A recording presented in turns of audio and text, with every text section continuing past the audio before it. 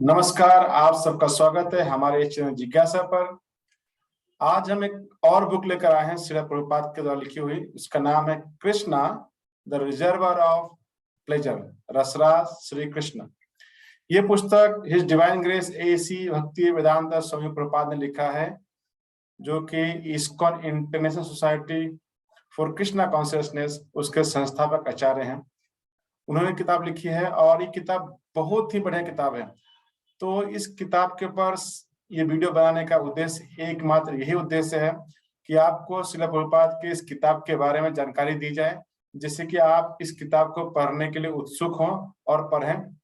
प्रभुपाद ने बहुत सारी किताबें लिखी हैं, उन सबको हमें पढ़ना चाहिए, जिससे हमारा जीवन सफल होगा। तो आइए हम इस किताब के बारे में जानते हैं क्या है इसमें।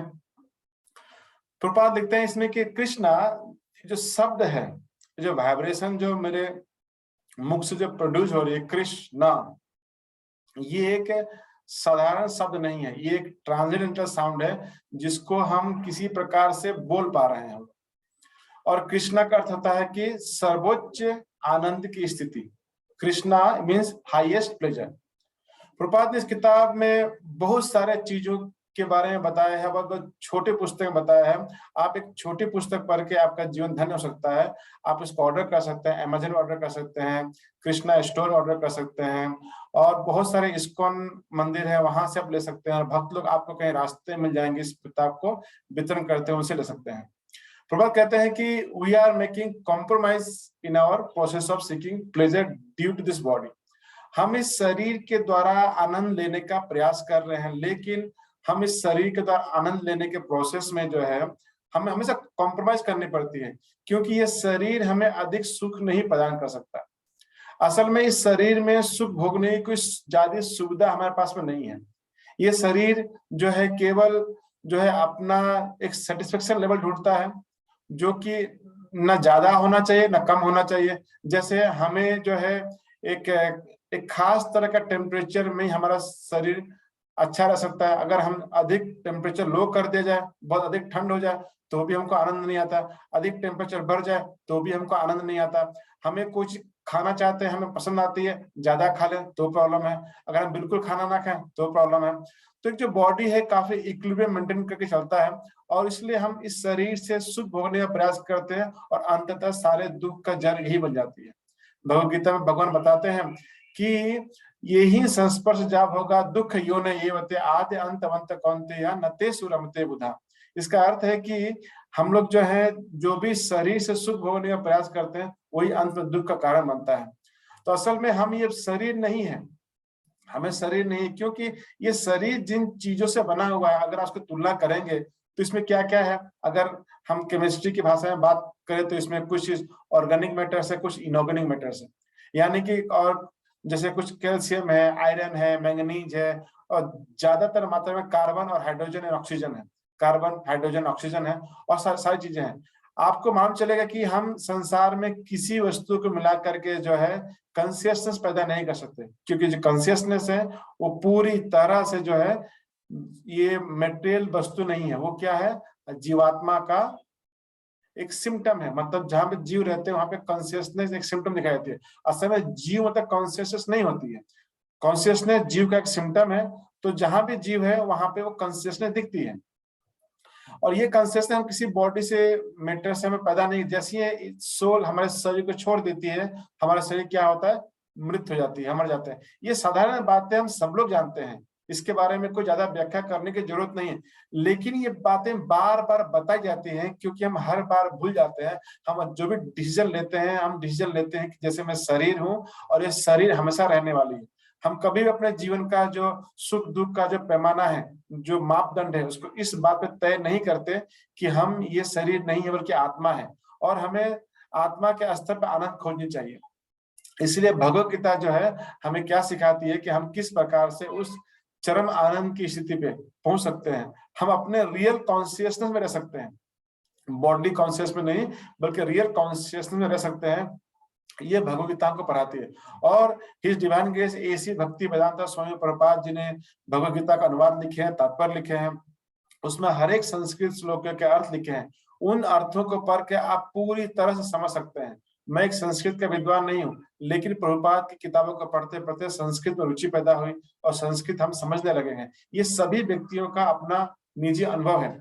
तो अगर हम अपने real consciousness as a soul हम अगर अपनी जिंदगी में रह सकते हैं, तो क्या होगा, अंत समय में उस कॉन्शियसनेस जब कोई शरीर त्यागता है तो उसके सारे भवबंधन से मुक्त हो जाता है। ये सारी प्रोसेस के प्रभुपाद ने एक छोटी सी पुस्तक में काफी लिख के दिखाई है। एंड कॉन्शियसनेस जो है ये शरीर के डिस्ट्रॉय में खत्म नहीं होती। ये जो कॉन्शियसनेस जो है सोल का प्रॉपर्टी है, तो शरीर के डिस्ट्रॉय होने पर कॉन्शियस खत्म नहीं होती, वो क्या होती है, दूसरे शरीर में चली जाती है। यानी कि इस शरीर में जब मैं हूं तो मैं अपने आप को एक नाम से जोड़ कर रखा है, मैंने एक परिवार से जोड़ कर रखा है, एक समाज से जोड़ कर रखा है, पर वो सब कुछ तो शरीर की वजह से है और हम तो शरीर है नहीं। तो हम शरीर नहीं है, और ये जो कॉन्शियसनेस है, हम जिंदगी भर शरीर शरीर करते रहते हैं और हम अलग अलग तरह के सही गलत काम करते रहते हैं। तो जैसे हम शरीर छोड़ते हैं, जो हमारी आत्मा है इस शरीर को छोड़कर दूसरे शरीर में चली जाती है और फिर उस शरीर को अपना मैं और उस शरीर के संबंधित सब कुछ अपना मानने लगती है। तो गोपाल कहते हैं कि ISKCON international society for Krishna consciousness जो है, ये सभी लोगों को अपॉर्चुनिटी प्रोवाइड कर रही है कि वो सभी लोग अपने आप को इस बात को रियलाइज कर सके कि वो प्योर सोल है और सभी को कृष्ण की सेवा में एंगेज करने का अवसर देती है।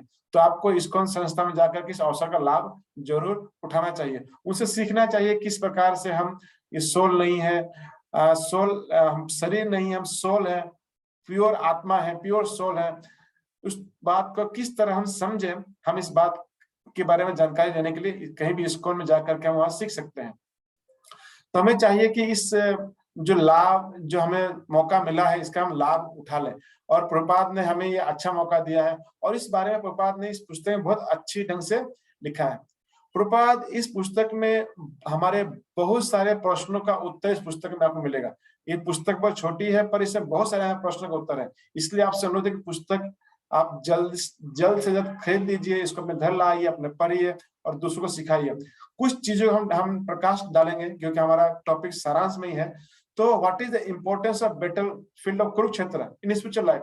तो भगवत गीता जो है एक कुरुक्षेत्र में कही गई थी, पर उस कुरुक्षेत्र में युद्ध के मैदान से हमारा स्पिरिचुअल लाइफ का क्या कनेक्शन है, भगवत गीता हमारे जीवन में क्यों इतना इंपॉर्टेंट है। भगवत गीता तो ऐसे क्लास में बैठ करके भगवान ने प्रवचन नहीं दिया था, भगवान ने वो तो युद्ध के मैदान में भगवान ने प्रवचन दिया था, पर फिर भी वो क्यों इंपॉर्टेंट है, क्योंकि कृष्ण की उपस्थिति से इंपॉर्टेंट है। तो प्रभुपाद ने इसके उत्तर बहुत अच्छे ढंग से दिया है, आपको इसका उत्तर मिलेगा। प्रभुपाद कहते हैं कि how can you develop our original spiritual consciousness, जो स्पिरिचुअल कॉन्शियसनेस है उसको वापस कैसे प्राप्त कर सकते हैं, इस विधि को प्रभुपाद ने इस पुस्तक में बहुत सुंदर ढंग से दिया है। और कहते हैं we have accumulated so many dirt from many births, how can they be cleansed, जितने भी हमारे चित्त के दर्पण में जितने भी धूल है, जितने भी धूल जमी है, वो धूल कैसे साफ हो सकती है, इसके बारे में इस किताब में प्रभुपाद ने बहुत अच्छी तरह बताया है।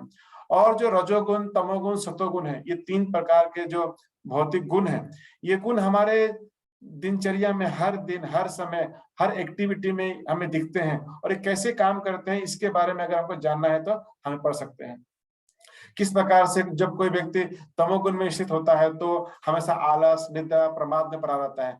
किस प्रकार से जब कोई व्यक्ति जो है रजोगुण में होता है तो पूरी तरह से अपने जीवन की सारी शक्ति को झोंक करके किसी भी काम में लग जाता है और करने लगता है, और अंत में वो केवल पछताता ही है कि मैंने अपने जीवन की इतनी एनर्जी, इतनी शक्ति मैंने वेस्ट कर दी और अब मैं कैसे क्या करूं, जीवन में क्या करना चाहिए, इस बात को समझ ही नहीं पाता बिल्कुल तरह से। और किस प्रकार से जब कोई व्यक्ति सत्वगुण में होता है तो भी वो किस प्रकार सुख और सुविधाओं में बन जाता है। तो ये हम सारी चीजों के प्रभुपाद ने इसमें बताई है। ब्रह्मभूत स्टेज क्या होती है, ब्रह्मभूत प्रसन्न आत्मा, न सोचती न कांक्षति, सम सर्वेषु भूतेषु मद भक्ति लभते परम। ब्रह्मभूत प्रसन्न आत्मा, एक भगवान कहते हैं जीव भूत महाभाव इदम धारते जगत, और जो जीव है वो कैसा है, वो इस जगत में संघर्ष कर रहा है ना। कहते हैं जो थ्योरी बताई थी डार्विन ने, कहते हैं कि स्ट्रगल फॉर एग्जिस्टेंस, सभी जीव इस संसार में स्ट्रगल कर रहे हैं। वैसे ही भगवत गीता भगवान कहते हैं कि सभी जीव जो है वो क्या है, ममे वांसो जीव लोके जीव भूता सनातना मनसष्ट इंद्रियाणि प्रकृति स्थानी कर सकती। भगवान भगवत गीता में कहते हैं कि जो जीव है, ममे वांसो जीव लोके, भगवान जो है सोल, वो भगवान कृष्ण का अंश है। जीव लोके भूत सनातना, लेकिन जो इस जीव में उनका सनातन अंश है, लेकिन वो क्या कर रहा है, प्रकृति स्थानीय कर सकते, इस प्रकृति के संसर्ग में आने की वजह से वो क्या कर रहा है, स्ट्रगल कर रहा है, स्ट्रगल फॉर एग्जिस्टेंस, हर तरह का उसको स्ट्रगल करना पड़ रहा है। लेकिन जब कोई व्यक्ति ब्रह्मभूत स्टेज में पहुंच जाता है, ब्रह्मभूत प्रसन्न आत्मा न सोचती न कांक्षती, उसके जब ब्रह्मभूत स्टेज में पहुंचता है व्यक्ति, जब अपने आप को सोल समझता है, अपने आप को स्पिरिचुअल कॉन्शियसनेस से व्यक्ति आ जाता है, तो ब्रह्मभूत स्टेज प्राप्त करता है। और वो क्या होता है, वो हाईएस्ट स्टेज ऑफ गुडनेस है, वो सत्वगुण का हाईएस्ट स्टेज में पहुंच जाता है। और वैसे व्यक्ति न सोचती न कांक्षती, वो जो उसके पास जो चीजें हैं अगर वो चले जाए उसके लिए शोक नहीं करता, और जो चीज उसको प्राप्त नहीं है उसके लिए भी वो इच्छा नहीं करता, न सोचती और न कांक्षती, न इच्छा करता है और न विचार करता है। तो इस प्रकार से ब्रह्मभूत स्टेज में जब व्यक्ति पहुंचता है तो प्रसन्न आत्मा बन जाता है, पूरी तरह से प्रसन्न, ब्रह्मभूत प्रसन्न आत्मा, पूरी तरह से प्रसन्न चित्त रहता है वो। तो हम यही तो चाहते हैं, हम चाहते हैं जीवन में किस प्रकार से हम सुबह से लेकर शाम तक हमेशा 24 घंटे प्रसन्न चित्त रहें, पूरी तरह से हम प्रसन्न चित्त होकर के हमारा चेहरा खिला रहे, हमारे पूरी तरह से हम प्रसन्न चित्त रहे, सुख रहे, जिस किसी अवस्था में हम धनी हैं, गरीब हैं, बीमार हैं, रोगी हैं, सुखी हैं, किसी भी अवस्था, बीमार हैं, बुढ़े हैं, नौजवान हैं, कैसी भी हमारी अवस्था है, लेकिन हम ब्रह्मभूत स्टेज को प्राप्त कर सकते हैं। वो कैसे प्राप्त कर सकते हैं, इस किताब में प्रभुपाद ने बहुत अच्छी तरह लिखा है। वे कहते हैं कि हमारे बहुत सारे काम जो है इम्पायस एक्टिविटी है, उसको कहते हैं दुष्कृता, और उसको सुकृत में कैसे कन्वर्ट कर सकते हैं। जितने भी हमारे इम्पायस एक्टिविटी है दुष्कृत, उसको सुकृत में हम लोग कैसे कन्वर्ट कर सकते हैं। और प्रभुपाद एक बहुत इंपॉर्टेंट बात बताते हैं कि इस संसार में कोई किसी का नौकर बनना नहीं चाहता, सभी लोग मालिक बनना चाहते हैं। वो सोचते हैं कि मैं मालिक बनूं और मेरे अंदर नौकर रहे।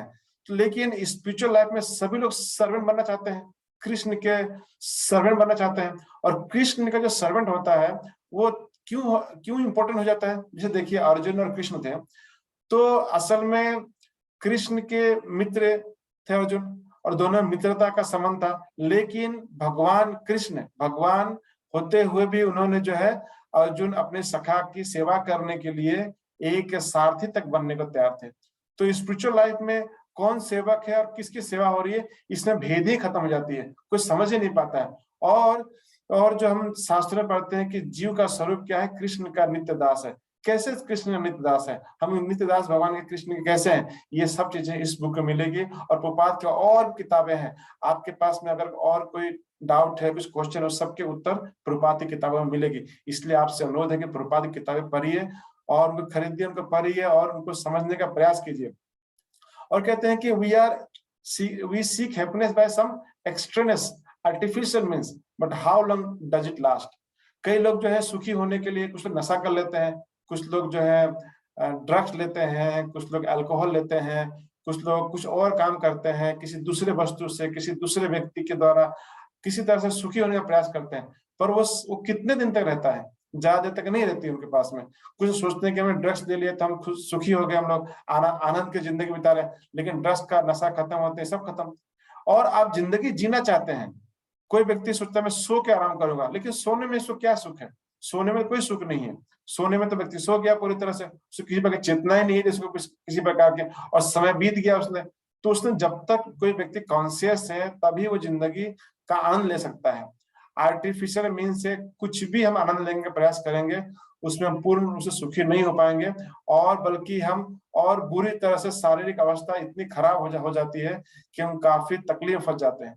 तो असल जो हमारा सुख है वो क्या है, भगवान कृष्ण के साथ सानिध्य में रहने का ही सुख है। इस प्रकार से श्रीमद् भागवतम, श्रीमद् भगवद गीता, चैतन्य चरितामृत, ये सब किताबों में और वेद पुराण सभी में इस बात की बार बार कही जा रही है। बहुत प्रकार के वेद पुराण है, कुछ पुराण जो है वो रजोगुणी व्यक्तियों को जो है सत्वगुण में लाने के लिए है, कुछ पुराण ऐसे हैं जो तमोगुणी व्यक्तियों को सत्वगुण में लाने के लिए है, और कुछ पुराण ऐसे हैं जो सत्वगुणी व्यक्तियों को सत्वगुण से उठाकर शुद्ध सत्व तक पहुंचाने के लिए है। तो सभी पुराणों का मूल तात्पर्य है कि व्यक्ति को सत्वगुण तक लाया जाए और सत्वगुण से शुद्ध सत्व तक लाया जाए। तो इस सभी बातों के बारे में प्रभुपाद ने इस कृष्णा बुक में बहुत अच्छी ढंग से बताया है। छोटी पुस्तक है, इसका कॉस्ट भी ज्यादा नहीं होती है, आप इसे खरीद सकते हैं, इसको पढ़ सकते हैं और अपने जीवन को आनंद में बना सकते हैं। तो आप मुझे कमेंट करके बताइए कितने लोगों ने बुक को खरीदा है, और पढ़ने के बाद आपकी क्या प्रतिक्रिया है, आपकी क्या राय है, इसको शेयर कर सकते हैं। आप सभी का बहुत बहुत धन्यवाद। हरे कृष्णा कृष्ण कृष्ण हरे हरे, हरे राम राम राम हरे हरे।